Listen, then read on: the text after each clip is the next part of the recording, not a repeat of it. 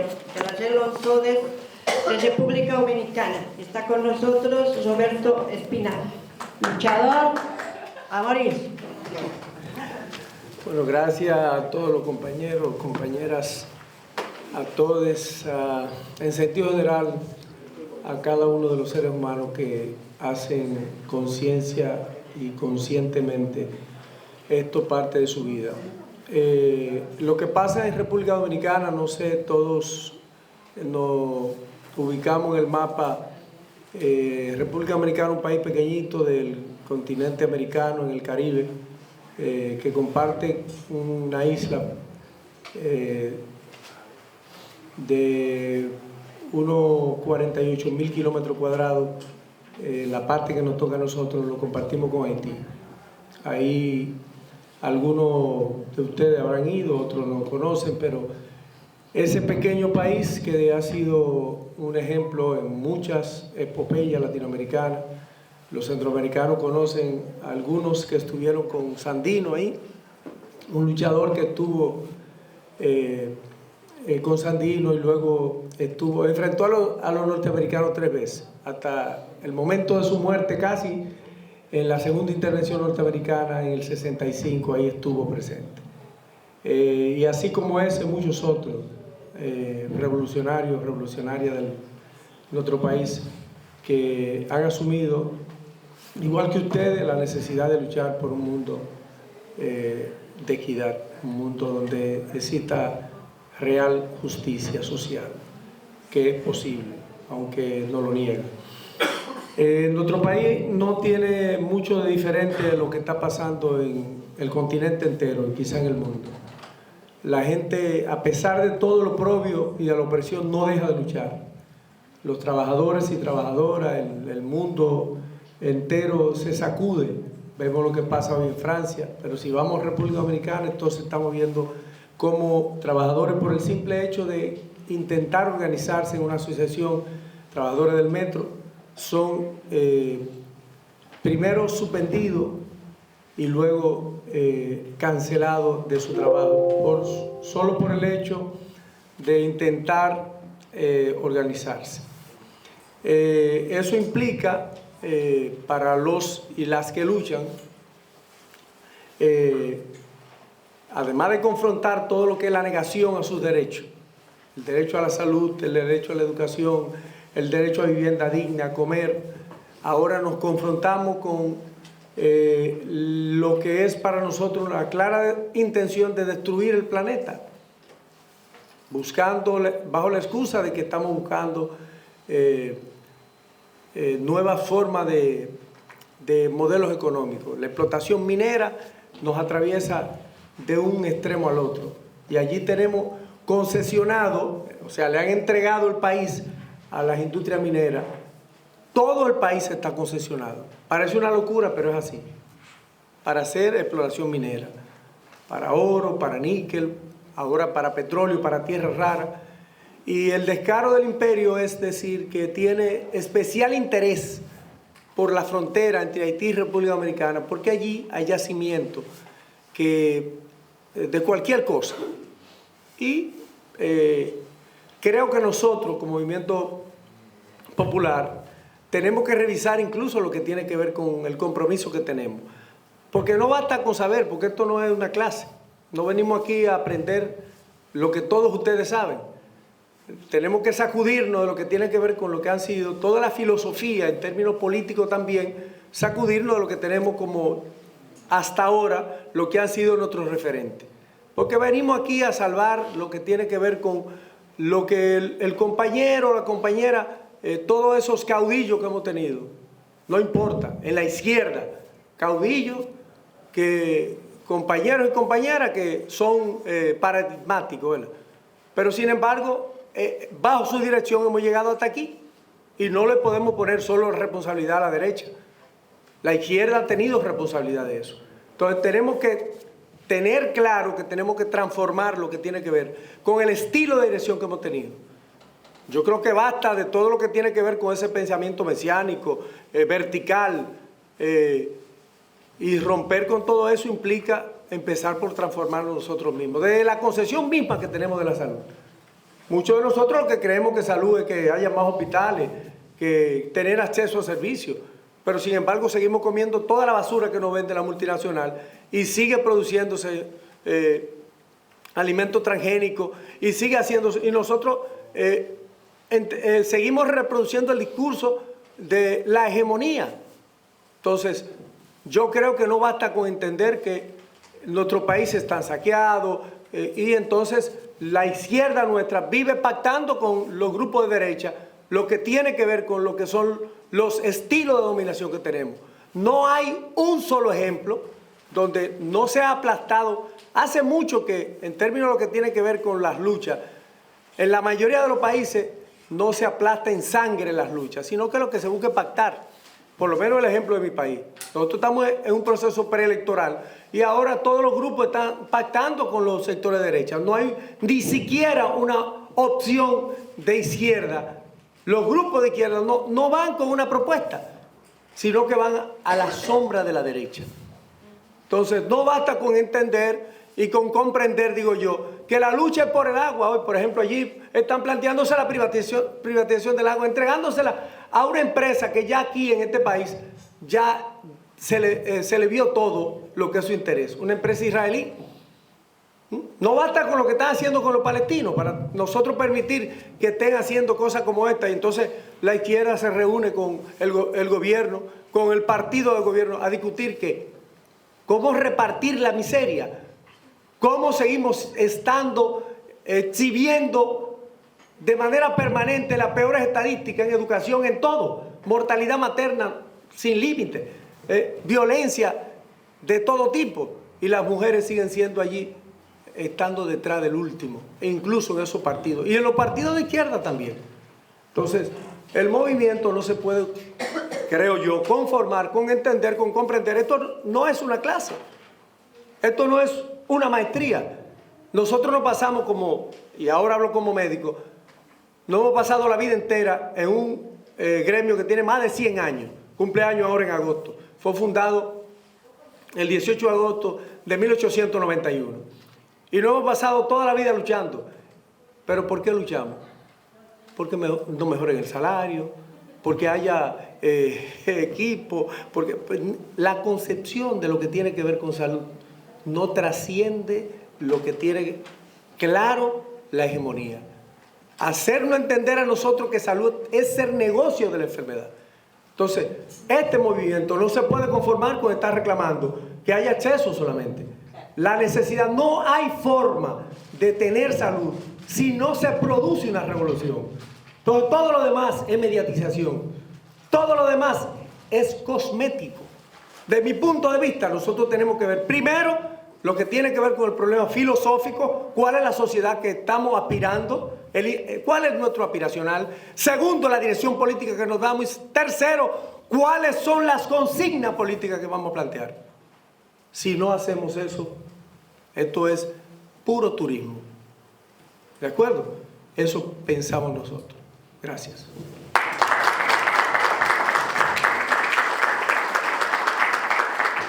Vamos a dar la palabra a María Lucía Frisó, de Brasil. Buenos dias, buenas tardes. Bem, eu vou ler o que escrevi porque vou ler em espanhol para não falar em portunhol. Pero uma tradução muito sencilla. Bem, para analisar a situação atual de Brasil, é necessário retroceder um pouco.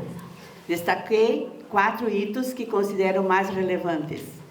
1, a Operação Lava Jato, que ocorreu entre 2014 e 2021. 2, o golpe de Estado jurídico parlamentar e mediático de Dilma Rousseff em 2016. 3, a detenção de Lula e a eleição de Bolsonaro em 2018. E 4, a eleição de Lula em 2022.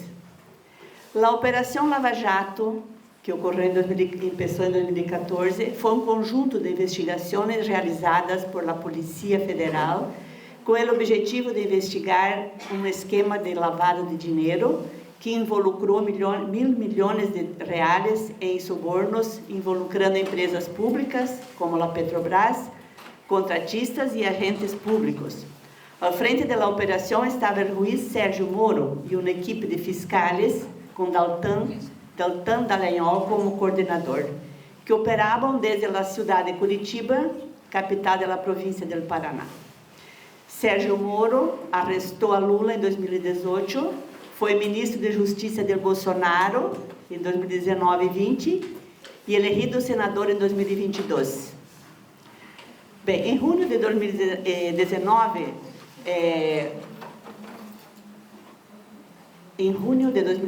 a Interceptação publicou vários artigos, uma revista, um site, publicou vários artigos basados em informações obtidas por um estafador de conversações privadas realizadas em el Telegram entre os fiscais da Operação Lava Jato e o juiz, que mostraram discussões internas, informação privilegiada do juiz e os fiscais, e articulações entre juiz e fiscais para manter preso Lula. Com base na divulgação dessas conversas e em denúncias dos advogados de Lula, inclusive lawfare contra Lula, Sérgio Moro foi considerado um juiz parcial pelo Supremo Tribunal Federal em 2021, o que levou à anulação de todos os atos contra Lula, em âmbito desta Operação Lava Jato. Moro foi elegido senador em 2022 e seu mandato poderá ser cassado por abuso de poder econômico, e está prestes a isto ocorrer, irregularidades em financiamento de sua campanha eleitoral, ademais responde por vários processos que poderão levá-lo à prisão. Deltan Dallagnol, que foi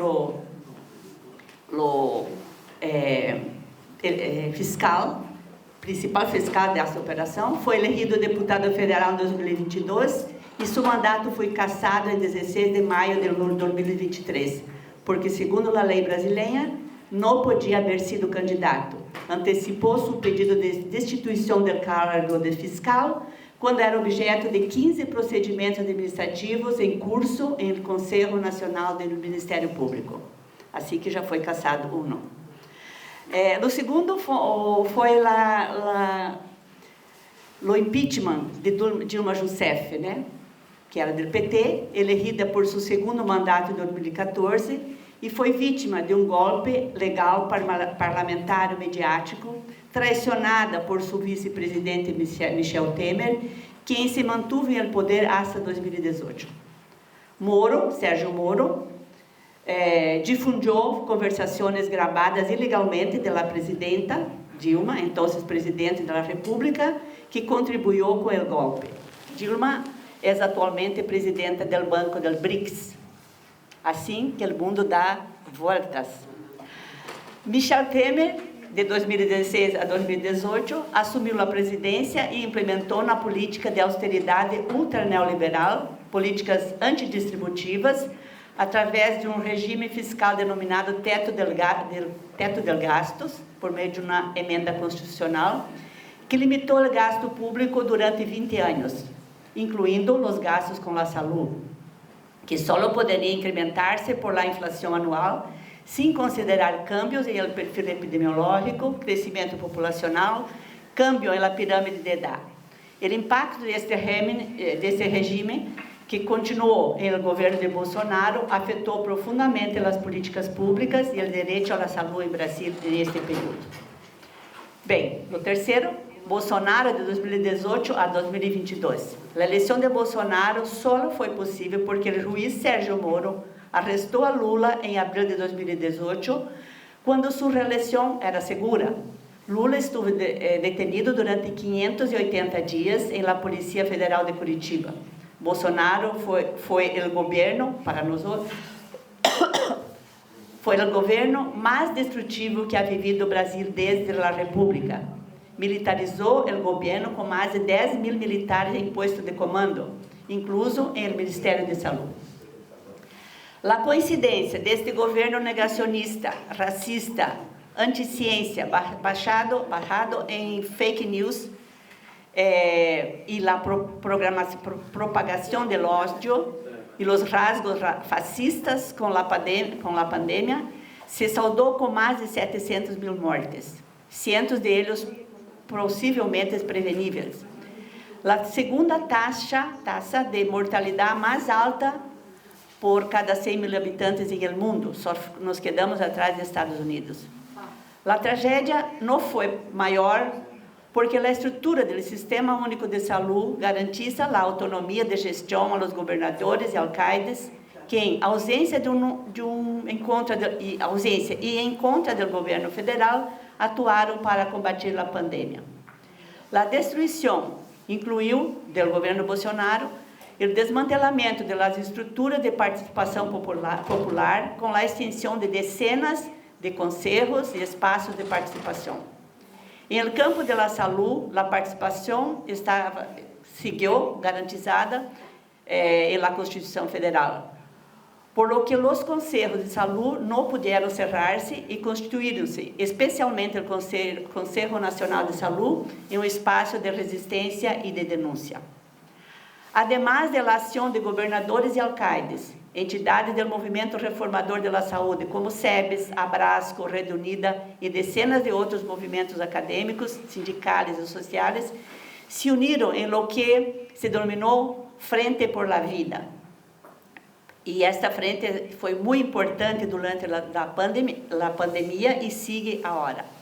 Ela resistiu, lutou contra a pandemia, contribuiu com documentos, orientações e denúncias, incluindo a realização de uma conferência livre que começou nos locais, regionais, e fez a nacional em agosto de 2021, cujo informe final foi entregue ao então candidato Lula, com proposta de política sanitária para seu futuro governo. Bem, em 2022, foi eleito Lula. A vitória de Lula, por pouco mais de 2 milhões de votos, uma diferença menor que 2%, foi, em realidade, a maior vitória que pudimos ter.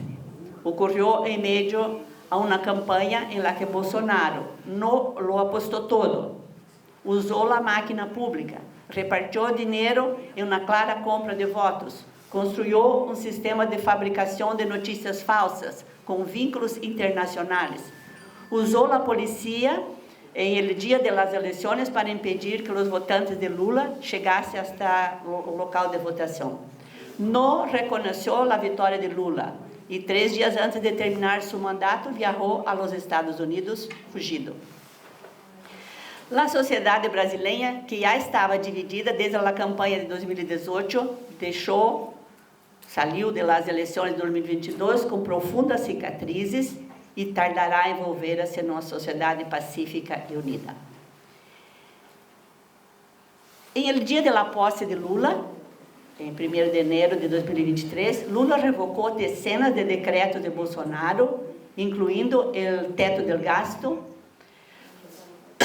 Pero em 8 de janeiro de 2023, sofrimos um intento de golpe de Estado com a invasão e destruição das casas dos 3 poderes, Congresso, Palácio de Governo e a sede da Corte Suprema, que se veniam articulando desde a derrota de Bolsonaro em 31 de outubro de 2021. Contou esta tentativa de golpe com a conivência do Exército, setores da economia, em especial o agronegócio, e grupos religiosos vinculados a igrejas evangélicas. Todavia, estamos agora em processo desde janeiro, com processos, e temos mais de 1.000 presos que seguem sendo, muitos deles já condenados, mas seguem presos e em processo de investigação. Bem, Lula foi eleito presidente, mas com um Congresso muito conservador e tem que lidar com ele para poder governar. E a composição dos ministérios assegurou que os ministérios das áreas sociais como saúde, educação e outros estão liderados por pessoas com experiência na matéria. Criou o Ministério dos Povos Originários, né? E colocou na presidência de Ministério de Ambiental Marina Silva, que é uma pessoa conhecida internacionalmente. Y Nízia Trindade, que era presidente da Fiocruz e trabalhou muito durante a pandemia, foi elegida para ser ministra de Saúde com o apoio incondicional de Lula. Em pouco mais de 6 meses de governo, Lula atuou em 2 frentes. Externa, reposicionando o Brasil na dinâmica internacional, com ênfase no tema ambiental, a integração regional e a construção de um mundo multipolar. Em nível doméstico, nacional, enfrentou na crise humanitária e de saúde do pueblo Yanomami por la mineria ilegal e a desflorestação da Amazônia incentivada por Bolsonaro.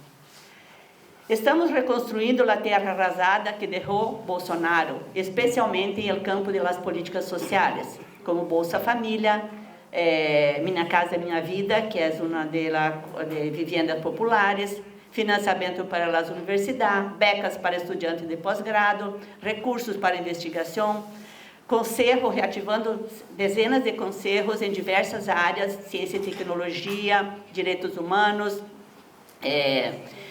e agora está levando a cabo um plano que chama Plano Plurianual, PPA, Plano Plurianual Participativo, onde está escutando a população em todos os estados, as províncias, para decidir onde investir os recursos em próximo ano. Em campo ideológico e político, seguimos tendo muitos problemas. No Congresso, a direita logrou criar uma CPI, uma comissão de inquérito para criminalizar o MST, que é o movimento social mais grande do Brasil e, quizá, da América Latina. Os bolsonaristas avançam hacia a agressão física, como hicieron viernes passado contra o ministro do Supremo Tribunal Federal em um aeroporto em Roma. Em saúde, recuperou no campo da saúde vários programas como a vacunação, a farmácia popular, que é para permitir acesso a medicamentos gratuitos para a população, o programa Mais Médicos, que já abriu 15 mil vagas e hasta final de ano será 25 mil médicos.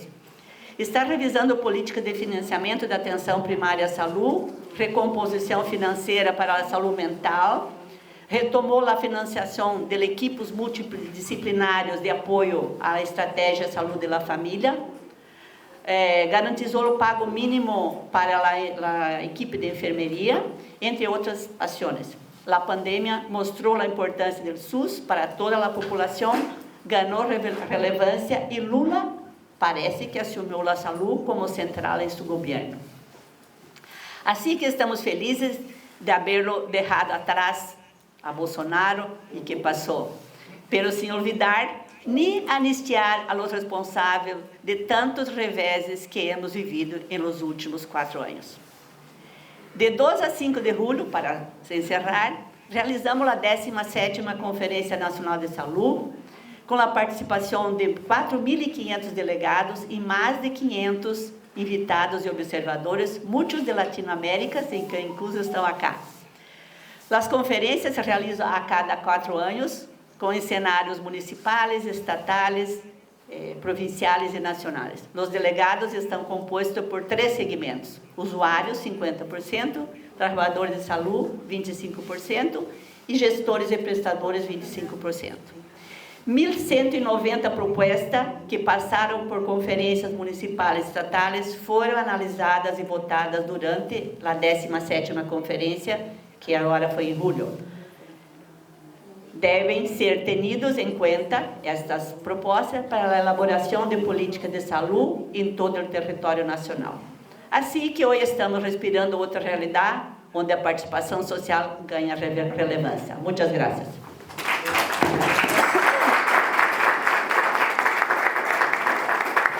Ramón Vega, que es el secretario ejecutivo director del Movimiento de la Salud por la Paz, de Colombia.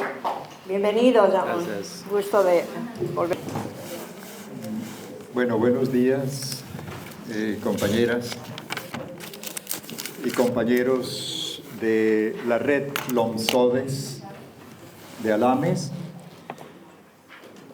Quiero decir en primer lugar que Alames es una de las redes afiliadas al Movimiento para la Salud de los Pueblos, la principal de América Latina, Y uno de los espacios más importantes en nuestra región de construcción de lo que todos hemos llamado medicina social o salud colectiva. Para nosotros es grato participar de este congreso y construir con ustedes colectivamente el camino que queremos hacia el futuro. Yo soy también procedente como Marixa, la compañera de Chile que me antecedió, del pueblo Huiva de Colombia, del pueblo indígena Huiva, que habita en las estribaciones de la Sierra Nevada de Santa Marta, superviviente del genocidio que nos redujo a más o menos 18.000 personas en nuestro país, y uno de los pueblos que resiste la violencia, la guerra y todos los procesos que, como ustedes saben, ha vivido Colombia. Es grato poder distinguir entre la oscuridad y la luz. Y creo que la oscuridad que hemos vivido históricamente en nuestros pueblos de América Latina se tipifica en la acción detonada no solo históricamente desde la colonia, como todos sabemos, desde el periodo de la conquista y exterminio de nuestros pueblos, sino también desde estos procesos neocoloniales e imperiales, sustentados en el poder corporativo transnacional y en la máquina de guerra que ha sido construido para mantener subyugados a nuestros pueblos, no solo en la región, sino a escala global. Yo creo que ese contexto explica la noche oscura de gobiernos vividos en Argentina, en Brasil, en Honduras, en países como Colombia y ahora, entre otros países, en el caso de El Salvador. Nosotros hemos padecido la guerra, hemos padecido el exterminio, la desaparición de muchos de nuestros compañeros y compañeras en lucha. Hemos sido objeto de la experiencia que hoy vive El Salvador en el caso de Colombia, de asesinato de miles de luchadores populares, experiencia que no termina en mi país, que persiste como instrumento de gobierno. Es el instrumento que por décadas se ha mantenido en Colombia y que todavía padecemos. Pero de esa oscuridad, los pueblos tienen también la esperanza de espacios de luz.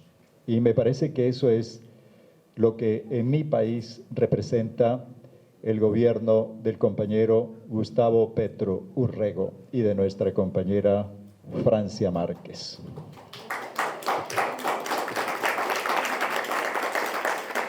En la historia de Colombia, esta es la primera experiencia de un gobierno popular, de un gobierno cuyo programa representa el historial de lucha de nuestras comunidades, de los pueblos indígenas, del campesinado, que como ustedes saben, ha sido blanco de la guerra de exterminio en un país donde nunca en la historia ha habido una reforma agraria, pero también de los afrodescendientes, de los trabajadores y trabajadoras en general y de las comunidades populares urbanas.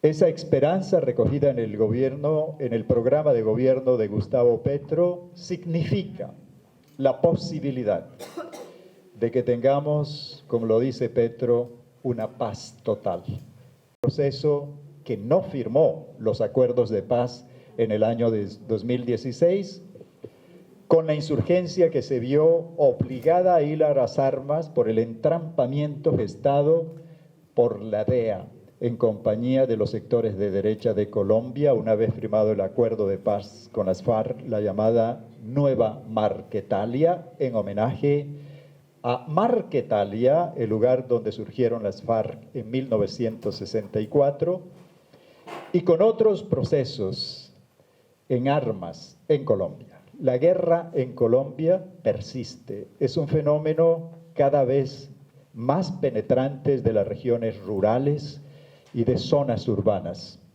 importantes de nuestra sociedad. Gustavo Petro entonces tipifica esta esperanza de paz para los colombianos y colombianas y para la región. Nos quisieron meter en guerra contra nuestro hermano pueblo de Venezuela, la ultraderecha representada en Uribe y en el gobierno de Duque. Y la bandera que ha ofrecido el gobierno de Gustavo Petro es el diálogo y la búsqueda de acuerdos con nuestros hermanos venezolanos y venezolanas. Igualmente, Gustavo Petro, de manera novedosa, y yo creo que hay que verlo en la región latinoamericana, sí, ofrece la esperanza en el marco de la crisis climática, del tránsito del uso de energías fósiles al uso de energías limpias, en varias direcciones. En primer lugar, limitando los procesos de exploración del petróleo y de explotación petrolera en Colombia y de la gran minería, limitando la deforestación de la Amazonía y de las zonas montañosas de la cordillera de los Andes en mi país, pero igualmente promoviendo la movilización comunitaria alrededor de la protección de los procesos ambientales, la búsqueda de acuerdos entre las comunidades y las empresas de producción de energía limpia, como en el caso del territorio de La Guajira, donde habita el pueblo Wayuu, de carácter binacional colombiano-venezolano, donde el gobierno ha planteado la necesidad de construcción de empresas de producción de energía eólica y de energía solar conjuntamente con la participación del pueblo Wayuu. No más transnacionales actuando solas en los territorios, sino participación de las comunidades en la producción de energía limpia. Gustavo Petro también ha levantado banderas importantes como López, como AMLO en México. Ha hecho, su primer acto de gobierno fue el de la reforma tributaria progresiva, nunca hecha en Colombia antes. El Congreso de la República aprobó una reforma cuyo impacto en términos de la redistribución de la riqueza y del ingreso será importante para mejorar las condiciones de vida de las mayorías empobrecidas, excluidas socialmente de nuestro pueblo sufrido colombiano. Pero además de esa bandera lograda en el Congreso de la República, Gustavo Petro ha puesto en discusión en Colombia 3 reformas sociales más muy importantes. En primer lugar, la reforma de la salud, la transformación del sistema de salud neoliberal, que junto al de Chile fue pionero en las reformas neoliberales en América Latina, en la idea de crear un sistema de carácter fundamentalmente público, sin intermediaciones privadas, aseguradoras y con fortalecimiento de la atención primaria en salud. Estrategia que nunca ha sido posible poner en práctica en Colombia, dada la lógica de mercado del sistema de salud existente. Esa es una batalla en curso del gobierno de Gustavo Petro. Junto a esa reforma, el gobierno impulsa la reforma del sistema pensional colombiano, de corte neoliberal, fundado en fondos privados de pensiones en gran parte, pero con un elemento herencia del sistema bismarckiano de seguridad social en pensiones importantes desde el Estado, que quiere ampliar y favorecer en términos de cobertura a los sectores de la población que no disfrutan de un empleo. de ingresos salariales con base en el empleo. Proteger a la población campesina y a las poblaciones pobres urbanas y a las poblaciones indígenas frente a los riesgos de la vejez sobre la base de un sistema de pensión universal, solidario, es una meta en desarrollo en el debate político en el Congreso de la República. E igualmente, el gobierno impulsa una reforma al régimen laboral que flexibilizó, desregularizó las relaciones de empleo y de trabajo, llevando a mucha gente a la precarización, a los bajos ingresos, a la inestabilidad laboral, a la imposibilidad de oponer al capital en las empresas a través de las acciones colectivas de disputa de la riqueza a escala de estos escenarios. Esa reforma laboral es algo sustancial a las demás reformas, a la de salud, a la de pensiones, y representaría logros muy importantes en general para la clase trabajadora de Colombia. Estos son elementos cruciales en el empeño del gobierno de Gustavo Petro en el campo de la protección social. Pero si alguna medida tendrá importancia en el gobierno de Gustavo Petro, será la posibilidad de que Colombia avance en una reforma agraria, entregando tierras a los campesinos y campesinas, fortaleciendo las formas organizativas campesinas en las regiones a través de lo que se ha venido construyendo en la lucha, incluso en el escenario de la lucha armada, las zonas de reserva campesina, que son escenarios de autonomía relativa, del control de la producción, del control de la propiedad de la tierra y del intercambio de regiones campesinas importantes de Colombia. Esta experiencia, que forma parte de los acuerdos de paz también hechos con las FARC en el año 2016, tiene un espacio fundamental en la política que desarrolla el gobierno de Gustavo Petro en Colombia. Y junto a la reforma agraria, en esta semana entra en debate la profundización o asumir de nuevo la posibilidad de una reforma educativa que garantice mayor acceso a la juventud excluida de la enseñanza superior, tecnológica y universitaria. Son propósitos centrales del gobierno de Gustavo Petro. Por supuesto, compañeros, ninguna de estas propuestas del programa de gobierno de Gustavo será posible sin la movilización del pueblo colombiano, del pueblo que ha sido históricamente postergado. No vamos a vencer la derecha y no vamos a vencer las medidas imperiales, sino en un escenario de movilización política, de movilización social, que nos permita tener un espacio de transformación, no solo en el Congreso de la República y en el gobierno, sino en las propias calles de Colombia. Ese es el escenario en el que se mueve, y yo quería referirme brevemente al caso de Colombia, porque no hay ningún representante de Colombia. En segundo lugar, quiero decirles, nosotros como Movimiento de Salud de los Pueblos tenemos una importante presencia en América Latina. Aquí hay muchos compañeros y compañeras del MSP, comenzando por Eduardo, quien ha sido uno de los más destacados representantes del MSP en Mesoamérica y el Caribe, en El Salvador, la lucha hecha en El Salvador por la transformación del sistema de salud salvadoreño, por cimentar el sistema de salud en la atención primaria integral en salud en El Salvador, estuvo acompañada del Movimiento de Salud de los Pueblos y de Alames, hay que decirlo, porque Alames estuvo haciendo un acompañamiento muy profundo a los cambios. Yo voy a ir terminando. Pero también nosotros, además de Mesoamérica y el Caribe, tenemos una importante presencia sustancial en la región andina, donde tenemos una coordinación. Lucho Lazo, quien no pudo hablar claramente por internet, es parte de ese proceso en el Perú, pero también los compañeros de Ecuador, de Bolivia, etc.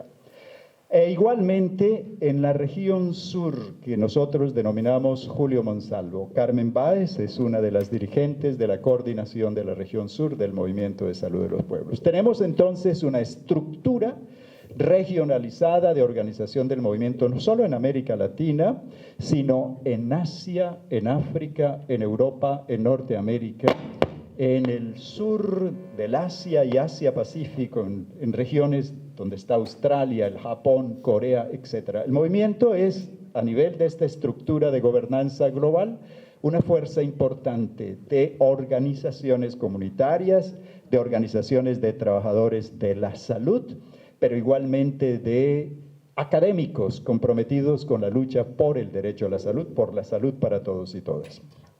Igualmente, el movimiento tiene 10 redes afiliadas, entre ellas ALAMES, como dije, y otras muy importantes a escala global. Y 4 programas centrales que tipifican la orientación acordada en el año 2000 en Bangladesh, cuando se funda el movimiento de salud de los pueblos con la bandera de salud para todos y todas. 4 programas que brevemente se refieren a la democratización de la gobernanza global de salud, la construcción de capacidades del activismo en salud del Movimiento de Salud de los Pueblos, la observación de las coyunturas, de las condiciones de salud periódicamente publicadas en un libro que es el Observatorio Global de Salud, y más allá de eso, el programa Salud para Todos y Todas, que contiene 5 temas estratégicos referidos, el primero de ellos, a las conquistas de sistemas de salud universales y equitativos, a la soberanía, la nutrición alimentaria, a los ecosistemas, los ambientes saludables, a los temas de guerra, conflicto y salud, a los temas de género y salud y a los temas relacionados con el comercio global y la salud. O sea, son temas muy importantes para el Movimiento de Salud de los Pueblos. En América Latina, quisiera terminar con esto. Es muy importante que nos escuchemos país a país, pero también es muy importante que tratemos de encontrar temas compartidos de lucha de los pueblos de la región latinoamericana.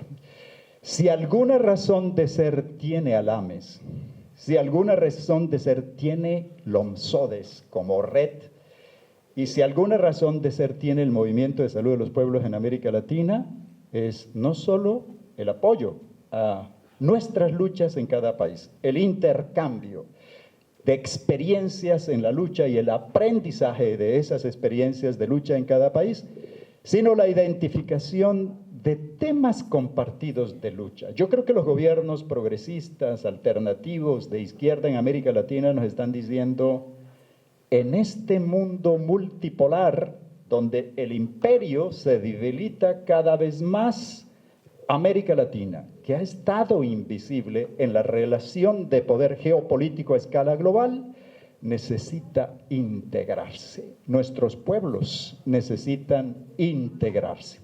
Y la pregunta es, ¿con qué banderas podemos integrarnos los luchadores por la salud y las luchadoras por la salud de América Latina? Yo creo que la pandemia nos enseñó cosas muy importantes, no solo a contar muertos y casos de COVID-19 y a debatir y a resistir las medidas neoliberales de los gobiernos de derecha en la región y de los gobiernos de ultraderecha, como en el caso de El Salvador. Nos enseñó algo muy importante: las pandemias no son fenómenos locales, son fenómenos globales y regionales y tienen que ver con la destrucción, con los procesos destructivos de la naturaleza por dinámicas del capital, los agronegocios, la explotación a través de la minería, etcétera. Todo eso lo sabemos nosotros muy claramente. No nos comemos el cuento de que el COVID-19, el SARS-CoV-2 surgió en un laboratorio de la China. Ese es el discurso negacionista de la realidad en esta dimensión de las causas de la pandemia, de una relación sociedad-naturaleza que no es explicable sino por la dinámica misma acumulativa del capital. Entonces nosotros sí tenemos necesidad de unirnos para responder juntos a emergencias sanitarias como las del COVID-19. en acciones, por ejemplo, de vigilancia en salud que traspasan los bordes fronterizos de cada uno de nuestros países por su lado. Pero también en la producción de conocimiento. Nosotros padecimos el problema, por ejemplo, de la carencia de equipos de protección personal de los trabajadores y trabajadoras de la salud. Carecimos de apoyo en términos de aparatos para procedimiento diagnóstico, de oxígeno en muchos países. Yo recuerdo la tragedia del Perú por la ausencia de oxígeno para poder apoyar a los enfermos de COVID y enfermas de COVID-19, pero también carecimos de posibilidad de disponer de vacunas oportunas, con excepción de Cuba, que tuvo su proyecto soberano. Los demás países de América Latina nos tuvimos que someter o a las dinámicas de las transnacionales, que convirtieron la producción de vacunas en un negocio, o a la adquisición en otros países.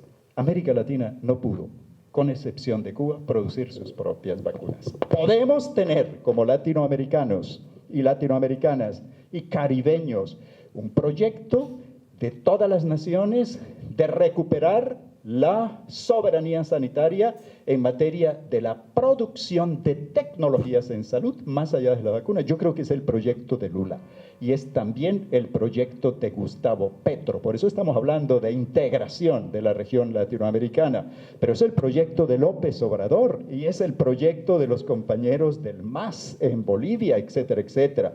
De modo que estamos frente a la necesidad de que debatamos esto. El otro debate, y voy a ir terminando porque yo puedo hablar mucho acá, es qué tipo de sistemas de salud necesitamos para la realidad del mundo de hoy. ¿Cuál es el lugar de los saberes propios y de las prácticas propias, ancestrales, tradicionales de salud y populares en los sistemas de salud? ¿Deben seguir siendo los sistemas de salud excluyentes del saber popular y de nuestro saber ancestral? Creemos que no, porque esos saberes contribuyen al buen vivir de nuestros pueblos, al cuidado de la madre tierra, y desde el sistema de salud lo podemos hacer. ¿Cómo entonces construimos en la región de América Latina, ayudamos a fomentar la construcción de sistemas de salud interculturales? Me parece que hay muchos ejemplos. Otro de ellos es la participación social en salud, que debe ser una dinámica regional, trascender las fronteras nacionales. ¿Cómo la fortalecemos? Muchas gracias, compañeras y compañeros. Creo que dejo algunas inquietudes para que ustedes las tengan en cuenta. Muchísimas gracias. Le agradecemos a Lamán Vega de Colombia por habernos dado un panorama sobre las propuestas que tiene el Movimiento de la Salud de los Pueblos. Vamos a dar paso inmediatamente a Cristian Gutiérrez desde Chile. Por favor, Cristian, ¿puedes abrir tu micrófono? Puesto que hay algunas iglesias, entre comillas, que están en un modo totalmente reaccionario, es decir, con un fundamentalismo conservador a ultranza, prácticamente es como regresar al siglo XIX. Pero por otro lado también el narcotráfico ha ido interviniendo e infiltrando movimientos sociales y movimientos religiosos. Eso es una preocupación enorme, puesto que en otrora, cuando en la época de la Unidad Popular, había un organismo muy claro en materia de lo que era el rescate de algunos territorios para desarrollar poblaciones de vivienda de gente pobladora, que era, entre comillas, lo llamamos las tomas.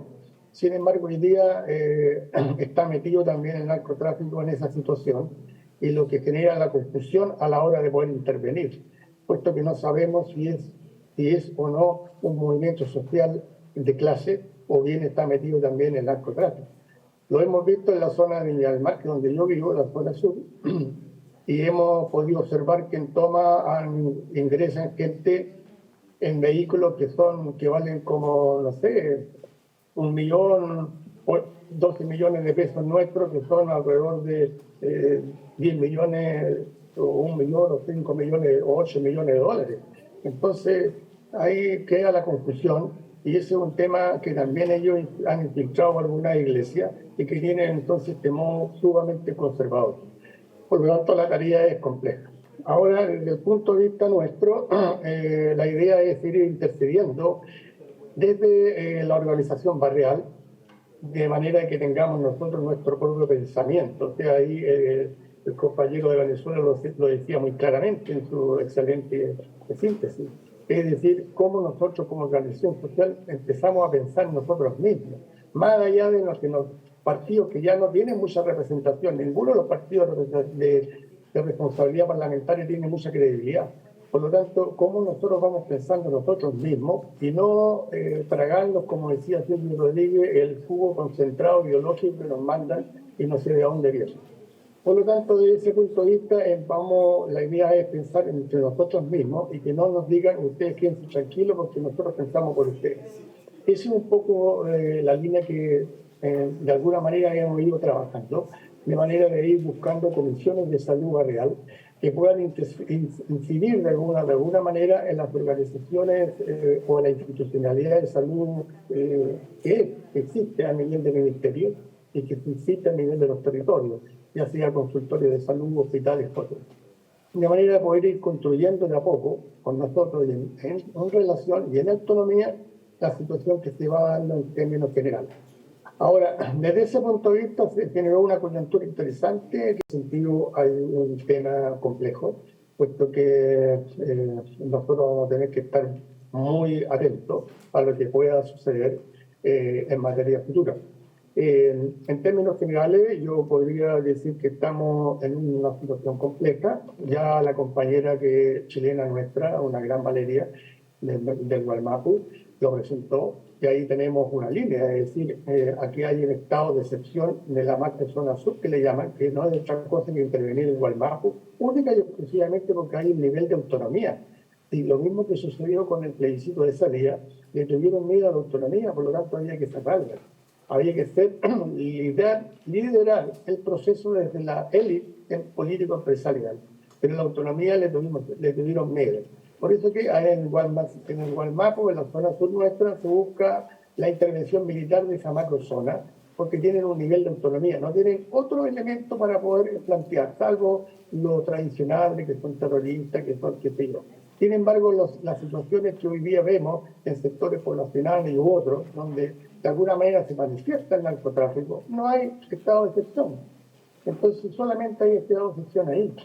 Y la autonomía es la que les complica. Y le va a complicar a todo el mundo latinoamericano. Toda la autonomía le va a complicar al mundo latinoamericano en términos de qué, en su relación con los grandes intereses y las transnacionales. Por eso que uno aplaude lo que estaba sucediendo en México, y aplaudimos lo que sucede en Brasil, como sucede en este momento en Colombia. Aplaudimos obviamente a nuestro propio hermano boliviano. Y eso es lo que tenemos que ir buscando en la alianza de toda América Latina, como lo acaba de decir mi antecesor, como movimiento de salud de los pueblos. Estamos atentos, estamos buscando que se desarrollen todas las autonomías en materia territorial y de salud y educación, manteniendo toda la diversidad de pensamiento, que es importante, en materia de ser a lo mejor miradas diferentes, pero con objetivos comunes, y no es lo mismo, ¿no es cierto?, que tenemos una diversidad de organizaciones, pero que dan en sentido opuesto. Por lo tanto, lo que nos interesa no solamente es la relación nuestra, la relación latinoamericana, pero teniendo ojo, el Departamento de Estado está presente desde el punto de vista político, desde el punto de vista empresarial, desde el punto de vista comercial y desde el punto de vista militar y de inteligencia. Eso ya lo hemos vivido y lo vamos a seguir viviendo, por eso hay que estar alerta.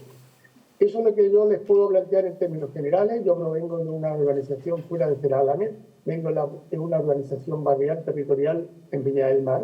Estamos tratando de construir nuestra propia historia a partir de nuestros propios pensamientos, pero también en relación con las gobernanzas comunales cuando existe posibilidad de coordinación común. Un minuto, eso por es favor. más o menos lo que yo les puedo plantear. Muchas gracias.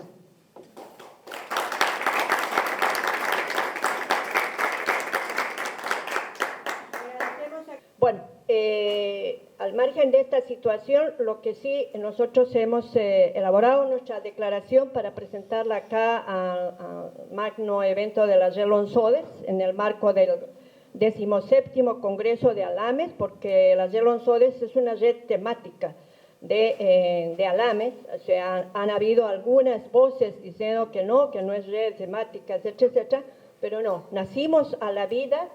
La creación de Gelonzodes lo hace como red temática de Alames, ¿no? La declaración dice: los y las participantes del primer encuentro de la Red Lonzones Bolivia, frente a la crisis civilizatoria que se vive en Latinoamérica y el mundo, y la división que generan en nuestras organizaciones y población en general por apetitos personales y de poder económico y político, generando desestabilización y alteración del orden democrático, corrupción desmedida en altas esferas públicas y privadas, apropiación indebida de recursos del Estado en épocas de dictadura y también en alguna medida en democracia, alentamos a todas las organizaciones sociales del Pacto de Unidad en Bolivia y Latinoamérica a la defensa y a todas nuestras bases populares, al pueblo en general, que debemos estar alertas por la defensa de nuestros derechos adquiridos por la lucha consecuente del pueblo organizado, que se levantó derramando sangre y vidas para reconquistar nuestro proceso de cambio, que dio dignidad, soberanía, estabilidad a nuestro proceso, estabilidad y democracia participativa nunca antes vista en la historia de Bolivia. Salió a las calles de manera espontánea para defender el voto popular que quiso ser desconocido y conculcado por hordas neofascistas oligarcas de derecha para reconquistar nuestro proceso democrático.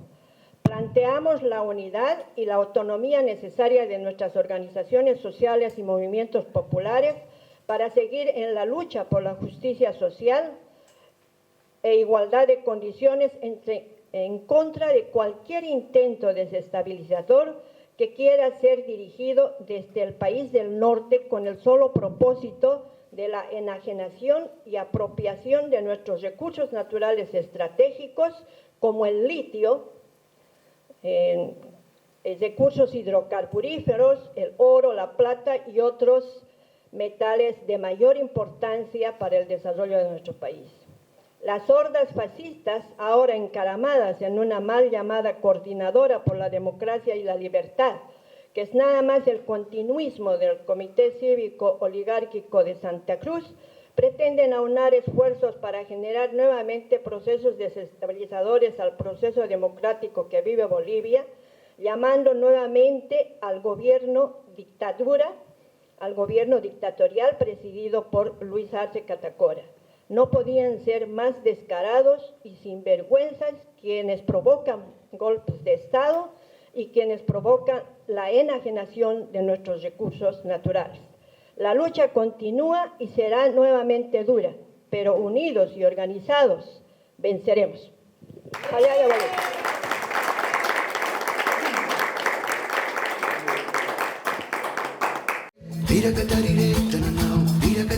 Pira Catari,